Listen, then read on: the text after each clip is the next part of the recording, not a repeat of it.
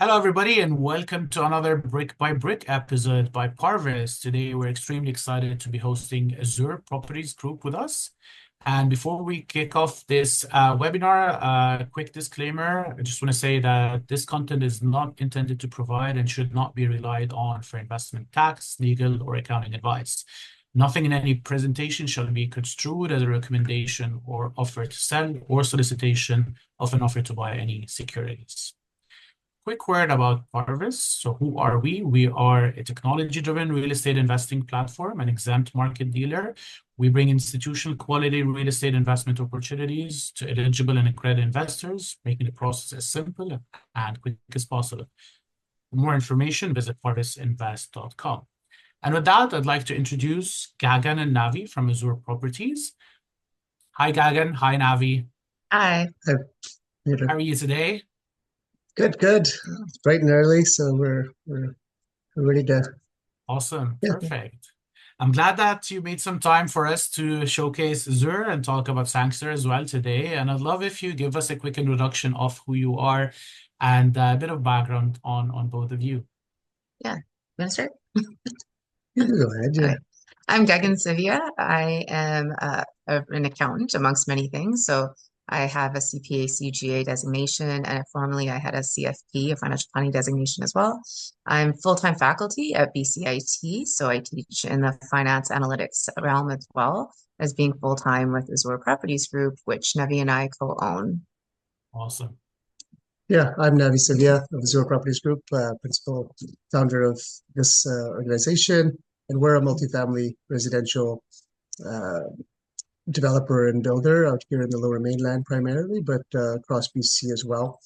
And we focus on 3 to 6 story wood frame product in townhouse and condo form. And yeah, we're excited and very passionate about housing people throughout the Lower Yeah. Mainland, and everybody's well Housing aware of solutions too. housing solutions, Yeah. and also providing a variety of housing choices for the public. Awesome. That's very interesting. How about we talk about a little bit about, I'd say, the history behind Azure Properties. When did it start? What's behind it? And what kind of exciting developments have you been involved with throughout time?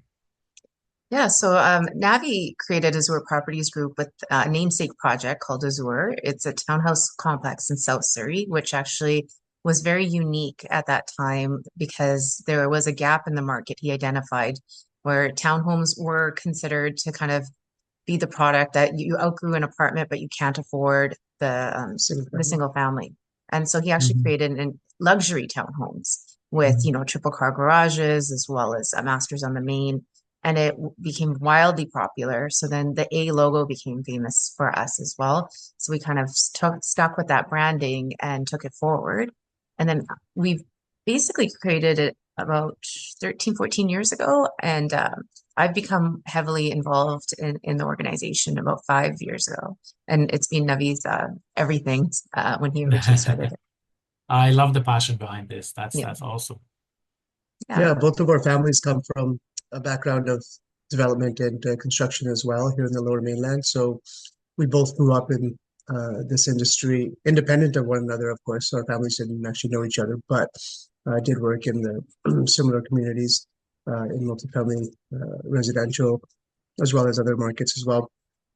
And yeah, so growing up in this industry, we're very fortunate to have started at a very young age, been exposed to a lot of the insights and innards of the industry, and we've seen Yeah, market upturns and downturns as well. And so we're very sure. fortunate to have that background.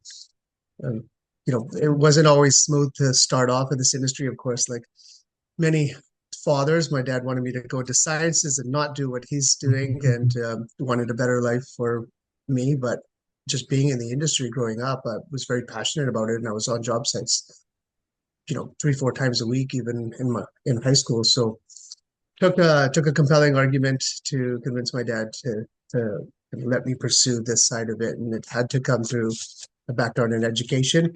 And my dad's very passionate about education, and so I had to come up with a strategic plan to showcase to him how I was going to check off the educational side as well as pursue the on-site and the practical side of it. Awesome. Yeah. Yeah. So I was also grew up in a very similar way. My dad was one of the first Indo-Canadian real estate developers in the Lower Mainland. And so, a family time was going to a job site and cleaning off like the pieces of lumber that was left behind, or putting poly down before, like after the radiant heat was set Yeah. up, because we were young and our backs didn't hurt as much.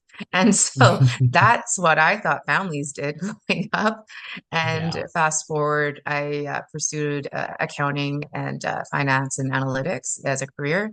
So I actually worked outside of the family realm, but always surrounding it until kind of Navi and I were married and branched away. So we created Azure Properties Group outside of what our families do. And so from there, put our own flavor and spin on things, but maintaining that legacy piece that our fathers have inherently put in.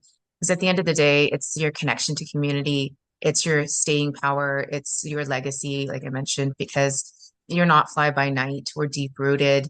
And we actually put all of our hobbies in towards housing and housing solutions, to the point where we're actually very involved when it comes to the policy side of things as well. So we're very active with UDI, Urban Development Institute, to understand what's going on in all the cities in which we work in.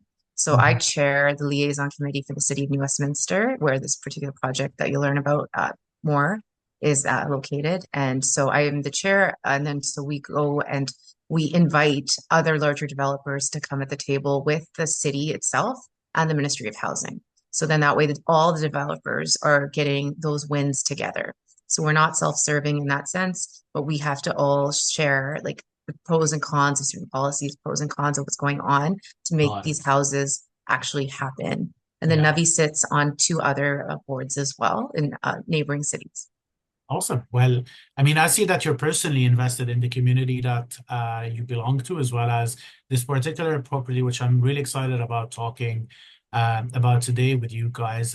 Why don't you take us through a bit of history on, what Azure has been doing since the beginning, and what kind of developments have you been involved with, and then maybe bit by bit we transition more towards the latest development in US that we would like to showcase today. Yeah. So Navi's pursued a master's in architecture and a master's in urban planning and has his degree in construction management. And so along that way and along that path, we met. And so we actually were introduced through our family's bankers. So we have to always bank at RBC going forward. And so during that time, he has been working to find these gaps and holes of where we can get these major wins. So a lot of people read books, he reads zoning bylaws. And so that's how we were able to kind of locate and highlight the benefits in this particular project. But he's done that many, many times before in other cities as well. Yeah, I think it's part of our differentiating factor here at Azure. We're probably the only developer construction company with where its principal is has a master's of architecture, has a master's of urban planning, and has you know 25 plus years of Mhm. on-site and design experience. So we're not at the mercy or rely solely on our consultants. We actually develop all of our site plans and our schematic plans and to negotiate the densities with the cities in-house with our team before we actually contract out a third-party architectural firm. And that's unique because nobody's going to look out for your best interests better than yourself, but many are not equipped to do that and also to have that conversation, that dialogue with municipalities. And then that's why we're so entrenched in our communities as well, as because we know the managers of planning staff Mhm. at each of the municipalities we work in. We know the council, the mayor, we know community organizations. Yeah. We spend a lot of time really understanding the communities that we serve. Awesome. Well, on that note, let's talk about the community that you belong to, and the one that you're really tied down to for with the municipality. I think that's a great advantage, and that's something that tells me that not only are you looking at developing this new project, but also you're giving back to the community. That's something that our investors would be very much interested in knowing more about, especially from your perspective. So let's go through a bit of Azure history and then talk a little bit more about the up and coming project. Yeah, for sure. So this map that you can see on the screen here just showcases some of the doors that we've actually provided in the various cities. So we have worked in about 15 different cities throughout the Lower Mainland and the Okanagan, and we have deep roots in a lot of them. So even for the city of Surrey, I used to personally work there. So I worked in finance and property taxes there, for just as an example. Mhm. But yeah, we're pretty connected within the cities we work in. So South Surrey White Rock, you can see we've actually done over 300 doors there. Mhm. Um, yeah, so here's an example of the namesake project that Navi built. So that townhouse project that we were referencing. So that actually created Azure's logo and banner. And we've had a lot of community connections because people really appreciated making their home livable and the effective unit sizes, the price per square foot being reasonable for what it is, but at the Mhm. same time getting that luxury that the market was really wanting. Awesome. There's so many examples here I can showcase. Sorry, um, sorry, I'm just trying to showcase. I guess I can run through some of these ones.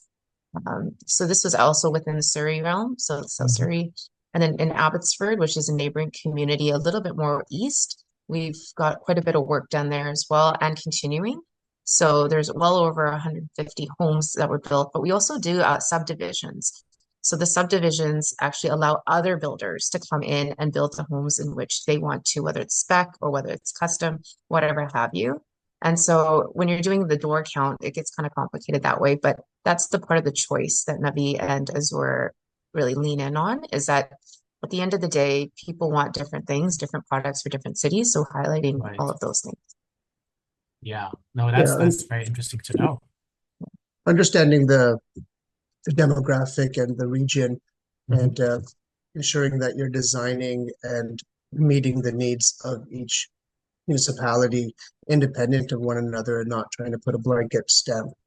It's not Mhm. about putting an Azure stamp on each project. It's about putting an Azure style stamp serving the demographic that needs serving in each municipality. And within each municipality, there's a lot of variation on which demographic needs serving depending on Of the course. area, proximity to amenities and transportation and so forth. So we're very mindful of making sure that we're designing the right product for the right area. Yeah, so this And would project, you? this project is actually in Abbotsford. We're currently breaking ground on. It's four mid-rise, two are going to be purpose-built rental, two are going to be strata. And the unique thing about here is that when the property was available, and this is Navi's, reading the depths of the zoning Yeah. bylaws, he actually realized that by subdividing intentionally a parcel rather than amalgamating the parcel together, you can actually Mhm. get more doors. So Mhm. typically you would want to amalgamate the land, make it one, and then put your pieces, your Lego blocks in accordingly. He intentionally did the reverse, to make sure that the parcels were all subdivided effectively so you can actually get more units and more dwellings. Where sometimes bylaws are really funny and tricky that way, where you really do need to have that out of box thinking. Yeah. Yeah, it's our special sauce for sure. And a lot of people think it's Thousand Islands, but it's not. It's so much more than that.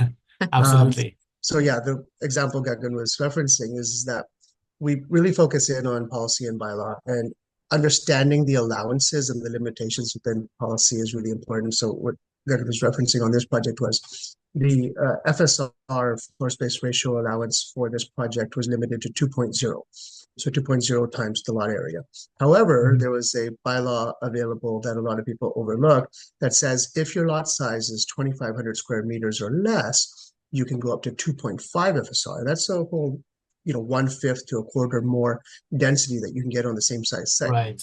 So instead of using the entire site, I asked the city if I could consolidate 2 to 3 parcels together at a time and Mhm. then do 4 different projects with 4 different future addresses. Yeah. And through, of course, having that conversation and leaning in on our relationships and the rationale that we can provide and the mutual benefits, we actually, the reason we took on this project and so many people had passed on it was because we got that extra density at the same purchase price as the lower density. Mhm. Yeah, and that's obviously advantageous, and I see that as I'd say, a recurring theme in the developments that you've done before, as well as what we're excited to talk about today. Yeah. Yeah, it's a mandate in our company, actually. Yeah, so this particular project was that subdivision project where Navi actually brought the services to this area where nobody else was willing to take that option because it does take time, energy, and without having those services, you couldn't actually do the subdivision. And it, I believe, was able to achieve a little around 50 single family homes where everyone under the sun just thought it was too hard. So they just didn't, they overlooked it. Right. Yeah, I mean, it's first one in is always difficult because you have to put up a lot Yeah. of capital to, carry a project, so it has to be of a certain scale. But us bringing the services in from a distance allowed many other developers and developments to occur thereafter. Awesome. Yeah. So in Maple Ridge, which again is a different suburb, this one was really interesting because Navi had to blast the land. Actually, the road in which kind of weaves in and out of the project is handmade by him. So if you're ever having that conversation of, did your dad build the road? In this case, our kids can say yes. Yeah. Yeah. And you can Yeah, even point out if you're driving by, right? yeah. It's utilizing the unique, benefits. Sometimes you have to turn what can be perceived as a negative into a benefit. So yeah, there was some Yes. blasting that had to be done here, but what we did was we got a rock mulcher on site. We blasted our boulders. The boulders are typically trucked off site. You're paying to truck them off and you're paying to dump them somewhere. We had a mulcher on site and it was really good material. And we mulched our own gravel. And because we had quite an extensive amount of civil work that needed to be done on this site. We were the first multifamily builders in all of Silver Valley at that time. So it was quite, it needed a lot of servicing work. And so we actually created all of our own road-based material with the blasted rock. Awesome. So that's taking a challenge and moving it to an opportunity, I guess, right? That's right. Here's just Awesome. another image of another townhouse project that was being built at that time. It's in a Okay. neighboring area of Maple Ridge as well. This is in Port Moody. So Port Moody, this was a 2-lot subdivision. So this was actually one of our very first ones It was a together. long time So ago. this is the original baby for us. So we Yeah. started with this and then we kept going. Okay. Awesome. Well, that's some great track record there behind Azure. Yeah, and we can keep going and going.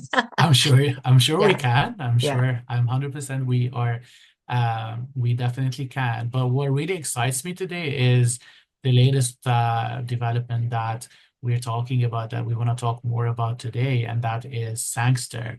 I'd love it if you can take us through the concept, through the idea, and through the value proposition of Sangster. And we'd love to showcase the added advantages here, as well as the strategy that you guys are known for, amalgamating and subdividing and combining existing plots so that you can turn it around, increase the number of doors, and ultimately benefit the partners that you welcome into this investors. I'd love to hear more about this. Yeah, for sure. And then so it starts with the research of that community and that specific area. So we actually live in New West and our kids go to school there. So we're very familiar with the area. So I was the president of their residents association as well. So the very people that speak against development, I was their leader. And so again, leaning into community. And so by leaning into community, you understand the statistics of what's going on behind the scenes there too. So New Westminster actually has a population growth and growth projection. So we know that housing is needed. So you can see from some of these news articles, mind you, some of them are a bit older, but at the same time, the sentiment and the conversation continues. So there's, it's a dense city. It actually was the original capital in British BC. Columbia. Yeah, a lot of people don't realize it. So just taking a step back, New Westminster is it's a really beautifully situated city. It's got some topography, but it flanks the Fraser River, and it's west of the Fraser River. So the only other cities further west to this till you get to Vancouver is Burnaby. So it goes New Westminster, Burnaby, Vancouver. So it's only about a 20-minute commute, whether it's via SkyTrain or drive to Vancouver. So that's really great because all the other suburb cities from Surrey and Coquitlam and Maple Ridge and Langley are all much further out than this city. And it has the most SkyTrain stops per geographic area than any other city as well. So it's very accessible via train. And it's incredibly dense, actually. So, and in expanding hospitals, there's jobs, right, within the city. I myself used to work for our transit authority as well, which Okay. is based in New West, which is right next to Royal Columbian Hospital, which is one of the The largest yeah, hospitals out in this region. yeah. And then there's amongst that, there's many other you know, Yeah. tons of Yeah. restaurants. Right across the street from this parcel is a grocery store, a brand new multi-billion-dollar rec center that actually just won awards. I think in France even too, just the design and and then also across the street is the Mhm. Justice Institute. So people from around the country will come to train for I policing see. related, fire related, those type of community jobs as well, amongst other things. Got And it. it's I think a 5-minute walk to Burnaby, just if you walk up. Hmm. And so yeah, we identified this parcel that was originally brought to us for the value of about 40 townhomes, 40 to 50 townhomes, and that's allowable. We can totally do that. And for that purchase price, it was still feasible. It's going to pencil, but that's kind of not the way we do it. We need to make sure that there's more juice, for the lack of a better term, in the recipe there, because things happen. Economics go up and down, costs go up and down.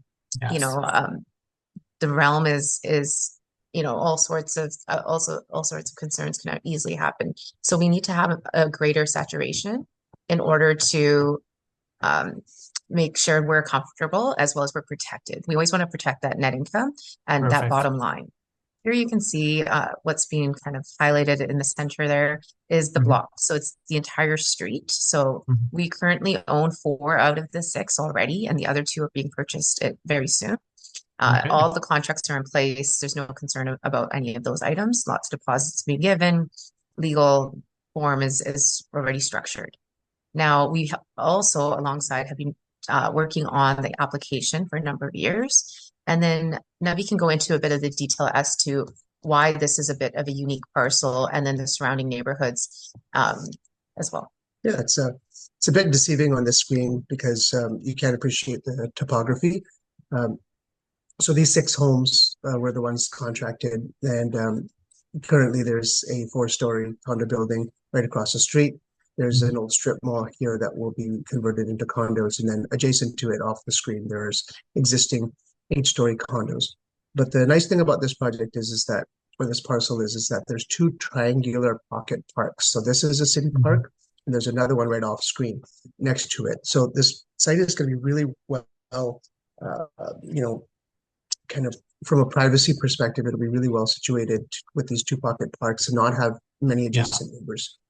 And then Got it. great walking distance to the local area as well. Hmm. So the unique thing that we did here on this parcel that we do across others as well is we find what are the pros and cons and features of a site that we can lean on. So, and how do those features possibly allow us to create amenities that align with the city's goals, and which might allow us to further the density than what the city had originally anticipated. This one, Okay. for example, um, the city wanted family-friendly housing here, so in the Hmm. form of townhomes. So what we did was we did a concept of 6-story form with 2-story townhomes flanking the perimeter.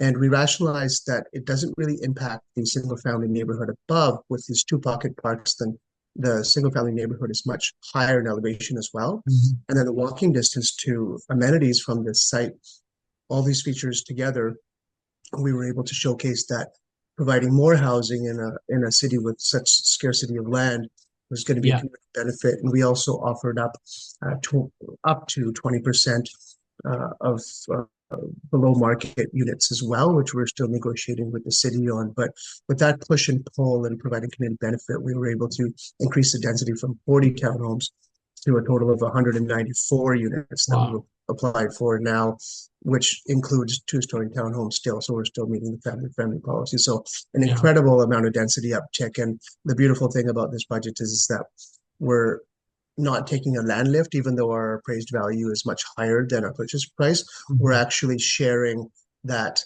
density bonus that we worked hard to negotiate through our relationships and our rationale with the city across our entire investor base. We really want to create an investor base that we can roll Hmm. forward with and to other projects.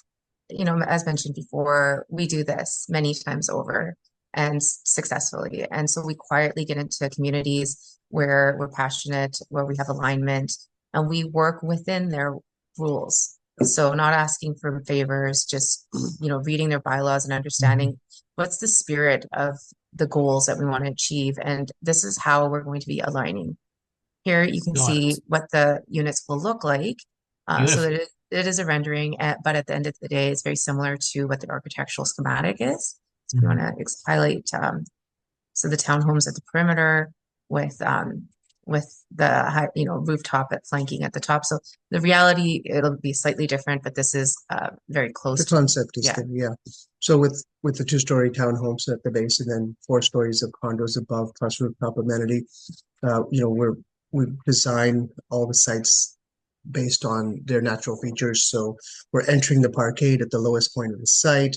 Therefore, we're doing the least amount of excavation possible, keeping our costs very reasonable, having the buildings tier up as we go up and down the slope. Provides not only a nice kind of dynamic aesthetic, but it also allows for walkout yards and to each of the townhomes, because there's a neighboring school very close by. So families at the base of the building can walk in and out of their townhome without actually needing to go through the corridors of the condo building. Yeah. And then so the two buildings would be sharing one parkade. So again, that's intentional. So we save on those costs.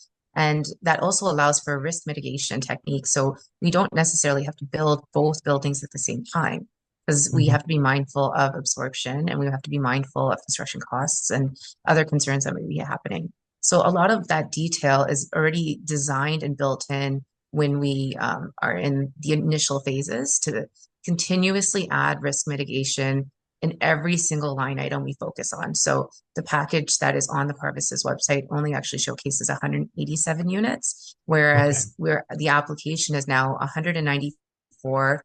Of that, about 20 are townhomes. Townhomes obviously will get more dollar rather than like a studio or whatever have you. And we didn't put those additional monies into that revenue number to keep that revenue number as conservative as possible. Because of all the wonderful things that we're going to be offering to the city, we've embedded that towards our in our performa as well. So there's a lot of features that our residents that are going to be the end users would benefit from. And obviously the location, all the sustainable transportation, the way we'll be continuously building in the right standards. So we'll be using, the highest energy sufficient or efficiency and sustainabilities that are available to make sure that it's a sound product to the environment beyond just sound product to the customer. Awesome. And then the numbers. Yes, So absolutely. the numbers, so here, like I said, this considers 187, and why it's that number. A lot of you might have fast forwarded to this part. So right. So hi, I'm Navi. Yeah, let's talk about the numbers. Yeah, and then so again, keeping conservatism everywhere is kind of our goal. So the application originally went in at 187 units, and that's where we came up with this number. We were using real data at that time, so not anything that we think will happen. So we didn't future value it. We actually took real values that were going around in the market, and then nearby markets as well. And even as of just recently, a nearby project similar in size and shape sold out within a couple days. So in their pre-sale. So this is still moving. The market is moving. That project itself wasn't in New West, but it was in a neighboring city, so not a competitor. New West overall has a lot of purpose-built rental, but attainable strata is actually not there, and the community is very hungry for those things. And the way we're getting at the attainability is Navi's design. So if you want to talk about your floor plans or your why and how you do it that way. With respect to this project? Yeah. Yeah, I mean, we need to align with the city's priorities and their requirements from a policy perspective. So New Westminster has a fairly prescribed policy compared to many cities which allow the market to drive it. So there's a minimum number of 2-bedroom units. We had to meet a minimum number of 3-bedroom units. We chose to meet the 3-bedroom units through townhouse form, which again, as Gagan mentioned, boosts our revenue through a bit more luxury product. we designed the townhomes, although they're in a condo building and form, we've designed them to have the look and feel of regular conventional townhomes as much as possible, Awesome. even in the parking aspects of it. So when you drive into the parkade, you have one entrance gate to get into the entire parkade. But then as you get to your townhouse, you actually have a regular garage door with most of the townhomes having side-by-side garages that are fully enclosed, and you have another level of security. So even though you're within a parkade, you have another side-by-side double car garage where you can close it up after you're done, and you can still have your hockey bag, your stroller, your bites sitting in your garage, and you can still have that feel and protection of a conventional townhome, just as an example.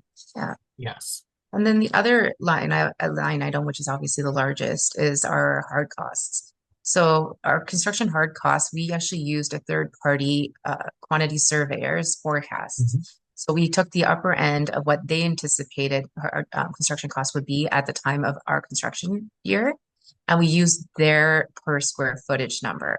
Now, what we're seeing is that we, on average, underperform that number, which is our goal. We want to have more savings than less. And so Right. we're typically in one project right now, we're underperforming by about $100 per square foot. And just for Okay. conservatism, we're anticipating we're underperform this by $50 per square foot, give or take. Got it. So we layered in more costs into our hard costs and so on and so forth. All the other costs follow a similar suit. So we take from realities, we take from what's actually going on, and then we use third party to tell us what they think the cost will be. Us being in the industry, we obviously get prime pricing. Even when it comes to concrete and the underground work, my older brother owns a concrete forming company, for example.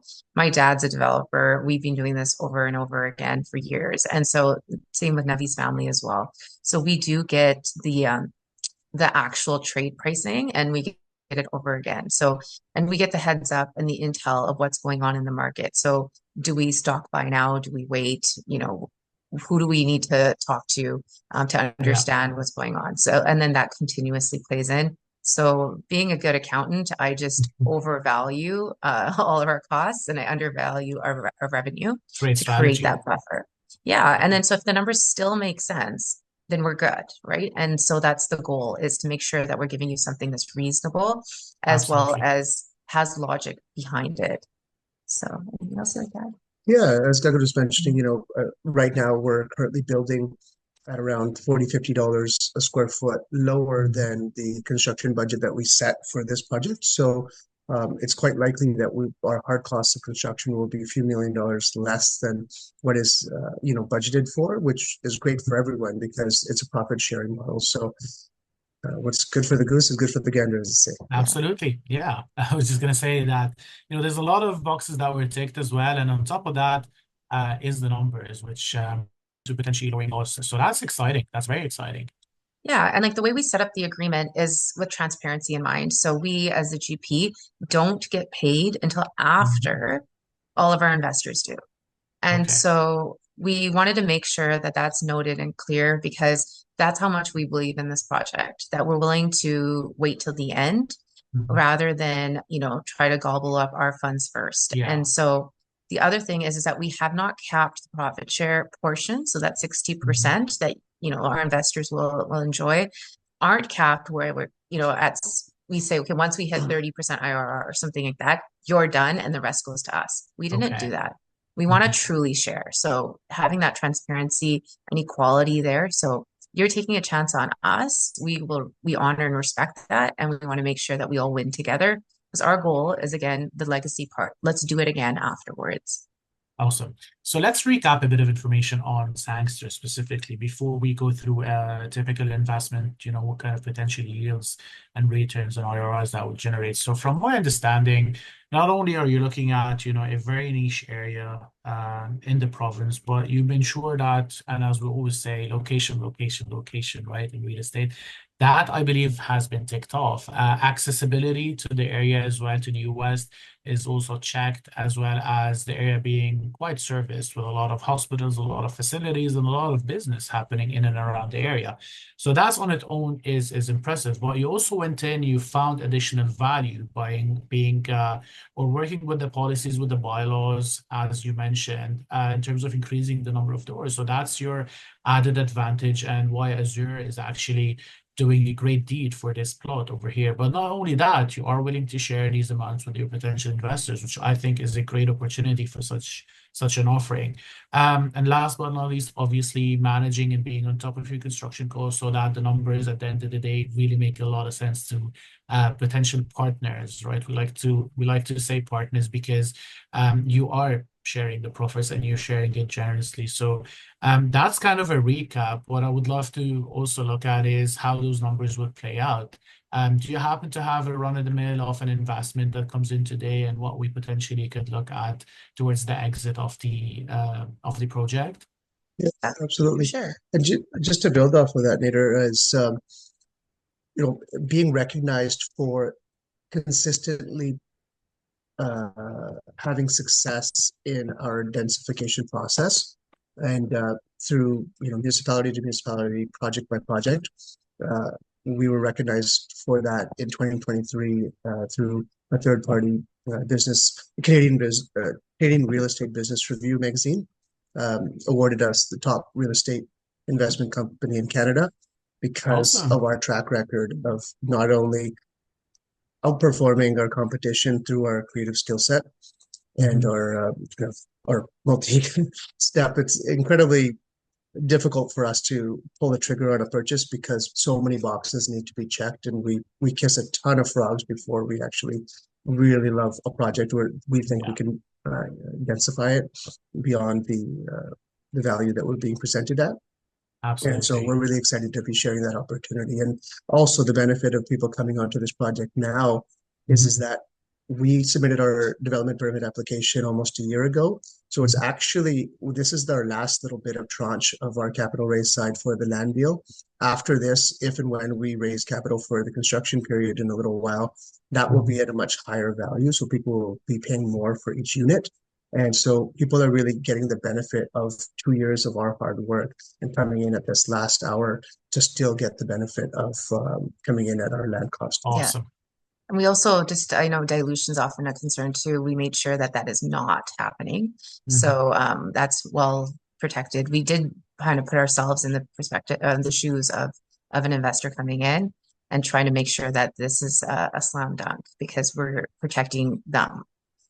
This is just a simple calculator that I created. I do teach advanced Excel, so I hope anyone else that likes Excel enjoys this as well. There's a lot of things hidden behind to make this simple calculator work.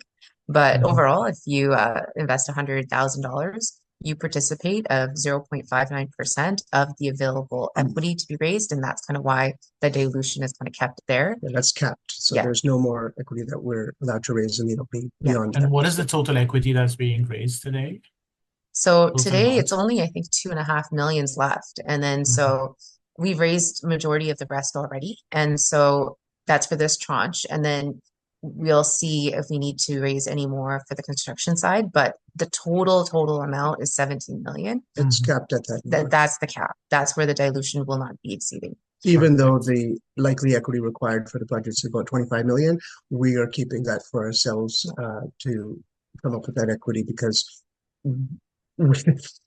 we want our investors to share in the profits with us, but we also want enough there on the table for ourselves to make the project viable for us. And then also we put skin in the game too. And then so that's the other half of it is that we're not asking the investors to 100% fund this. We're saying that, you know what, well, this is an opportunity for us to be partners. And you should know that we're putting our dollar and where our mouth is as well. And then so overall, with the profit share portion, that $100,000 basically gets you 90,687. And keep in mind all that conservatism we've put in there. And that's where we're obviously hoping that this dollar is much higher for everyone. But with that conservatism layered in, we're also saying that this is a 5-year term. But that's also because we want to, under promise, over deliver kind of thing. So we are actually aiming for 4 years. So in which case, you'll be getting paid much, much faster, and then your IRR will be that much greater. But assuming there's delays beyond the delays we've already calculated, we're saying 5 years from now, you'll be getting an 8% pref for that 5-year hold on top of that profit share. So you'll actually be returned 130,687 plus your money back. So you'll get 230,687 by projected by the time everything's all sold and done. And then this calculator just essentially, if you wanted to do a lower number, $50,000 will return you 115,000. And if you want to do the 25,000, which is the minimum, then that'll get you 57,672. Great. Yeah. So yeah, so that kind of hopefully helps clarify. Yeah. Do you want to run any other numbers? I think this is great so far. And you said that there's around $2 to $2.5 million that is currently on the table for investors to come in. Is that correct? Correct. Yes. Yeah. For this tranche. And then after that, if and when capital is raised, it'll be at a higher yeah. And for investors that come in right now, we're ensuring, or we're talking about non-dilution down the road, which is, I believe, very important as well, to make sure that these investments stay intact and generate these healthy IRRs that we've seen today. Awesome, perfect. Well, this has been really, really fascinating getting to know you personally, as well as Azure and the fabulous developments that you've been engaged in. I like the theme that goes from one project to the other. I think, Navi, that time that you spent reading bylaws as a hobby has really paid off, and I think you're bringing this to your projects. I'm very excited about this. And I really look forward to the to looking at it. Hopefully one day once I visit the area. Quick reminder, I just want to say that Azure is on the Parvis platform, and I am a dealing representative. I'm able to handhold you through the acquisition or the participation process. Please reach out to us. Reach out to me on my email address, nader@parvisinvest.com. And thank you very much for your time today. Appreciate it, Navi and Gagan. Thanks, Nader. Thank you. Thanks, Thank you so much. Parvis. Yeah, thanks everyone.